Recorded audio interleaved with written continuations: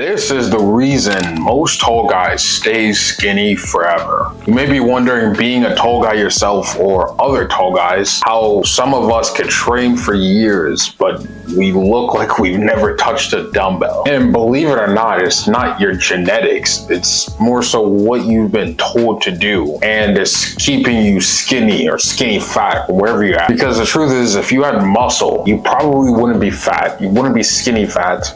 You want to be skinny. If this sounds like you look in the mirror, you see your lanky ass arm, and you've been eating, training, doing the things that you think that you're supposed to do, doing everything the gurus online tell you to do, but your sleeves still flap in the wind. And when you do gain weight, it just makes you look sloppy. It's not impressive whatsoever. And meanwhile, you have your 5'8", 5'10", or 5'6" gym buddy who, it seems like every week he adds mass. People are going to him for workout programs, and then they ask you, do you play basketball? Or they just call you the tall skinny guy. And I would know, because I've been there myself, so I know exactly how it feels. The turning point was when I learned what actually works for tall guys, which is what I call now limb leverage adaptation. But I'll get into all that later in the video. If you thought that maybe you're just not built to be muscular, which is a lie, or maybe tall guys can't get jacked without steroids, I'm 100% natural. So clearly it's possible. Or you tell yourself you're doing everything right, but you're not seeing results. Then the worst part is you start to believe it's just how you're built. Like you've been cursed with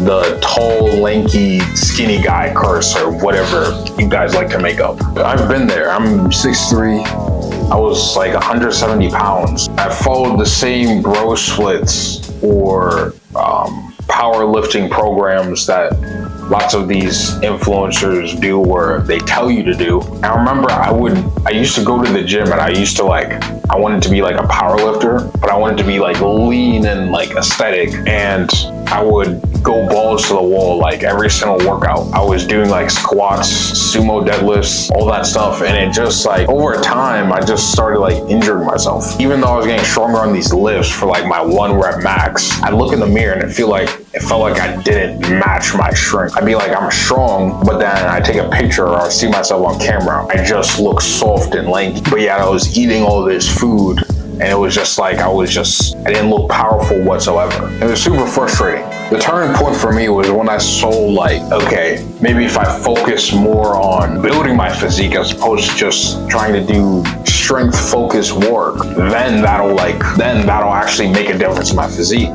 And then I started doing that, and I saw some results, and then I was like, okay, how can I actually build like muscle effectively for my long limbs? Because I was getting some better results, but it was like I still couldn't fill out. And that's when I learned 3 brutal truths that most tall lifters don't figure out. And unfortunately, tall guys go to the gym blindly, and they never figure it out. But they think just following the generic advice online will get them the results that they want. So if you're watching this video, you're in a good spot, because you're getting advice from not somebody who's 5'6", but somebody who's 6'3". I'm gonna give you 3 key tips that I learned throughout my journey to help you out. Number 1, that you should stop chasing volume, doing these bro splits, going to the gym, doing 100 reps per set, thinking that's gonna work, because it's not. If you're a tall guy, you have longer limbs, which means more torque on your joints. That stress that you're putting on your joints on muscle to lift is taking the tension that you could be putting on your muscles for actual growth. So lots of tall guys, they go to the gym and they do squat, bench, deadlift, and they think that that's what's gonna make them look impressive, but it's not. First thing you need to do is you need to cut down all that volume. Focus more on intensity. Also, you need to respect your recovery demands, because if you're a tall guy, you have longer muscle bellies, which means when you break them down, it needs more recovery. Sometimes less is more. I had to learn this the hard way, because I was going to the gym 6 days per week and frying my CNS, and all I wanted to do was sleep all the time. And going to the gym felt like a chore. The second thing that I learned is that you need to eat above your maintenance, and you need to track what you're eating on a bulk. Yes, you need to track what you're eating on a bulk. Now, before you start crying, right, this is the only way you're going to consistently see results. Stuffing your face isn't enough because you can't accurately assess what you're putting into your body. So how can you consistently influence your body composition? You need to track what you're eating, even in a bulking phase, because lots of you motherfuckers think that you're eating 10,000 calories, but you're actually not. And then I ask, do you track what you eat? The answer is always no. So how do you know that you're eating 10,000 calories? So what's happening is you think you're eating a lot of food, but you're not. So the solution is to track what you're eating and go 250 calories above your main. I cover in this video how to find your total daily energy expenditure, a fancy way of saying your maintenance calories. Once you figure out those calories, you're going to stay in that surplus of 250 or 250-ish calories for a longer period of time. And this is the reality of being a taller lifter. You need to be in a surplus longer than a shorter lifter. The third thing I learned is you want to prioritize compound lifts, but you want to adjust it for your frame. I don't mean compound lifts as in squat, bench, and deadlift. You need to do compound lifts that hit those same muscle groups, but are more joint friendly and will maximize tension on the muscle that you're trying to target. So instead of bench, do incline bench press with dumbbells and make sure you're emphasizing the stretch at the bottom. Instead of doing squats, which don't work with tall guy mechanics, do hack squat. You can do RDLs, you can do Bulgarian split squats. And if you're above 6'5", you can do Bulgarian split squats, and then you can elevate your front foot to avoid your knee hitting the ground on the eccentric. All these movements actually grow your lower body without wrecking your lower back or leaving your knees shot. The fourth thing I learned is to prioritize the right muscle. You want to prioritize your shoulders, you want to prioritize your lats, you want to prioritize your upper chest. The reason being is because